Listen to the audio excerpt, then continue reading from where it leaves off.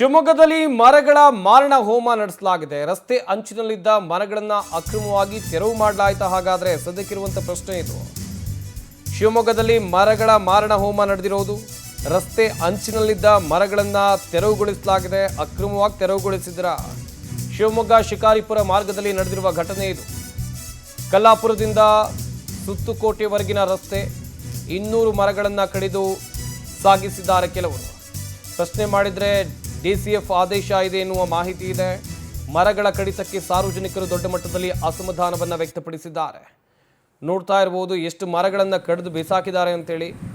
ಅಕ್ರಮವಾಗಿ ಕಡಿದಿದ್ದಾರೆ ಎನ್ನುವಂಥ ಒಂದಷ್ಟು ಆರೋಪ. ಇನ್ನುಳಿದಂತೆ ಮರಗಳು ರಸ್ತೆ ಬದಿಯಲ್ಲಿದ್ವು.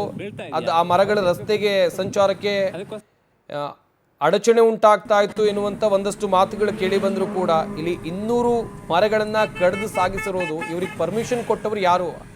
ಅರಣ್ಯ ಇಲಾಖೆಯಿಂದ ಏನಾದರೂ ಅನುಮತಿ ಇತ್ತಾ? ಅರಣ್ಯ ಇಲಾಖೆಯವರೇ ಕಡಿಸಿದ್ರ ಈ ಮರಗಳನ್ನು ಅಥವಾ ಬೇರೆ ಯಾರಾದರೂ ಶಾಮೀಲಾಗಿದ್ದಾರಾ?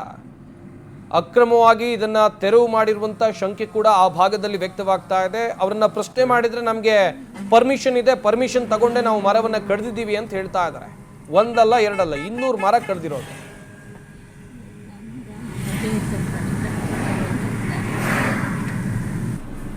ಬೀಳ್ತಾ ಇದೆಯಾ? ಬುಡ ಸಮೇತ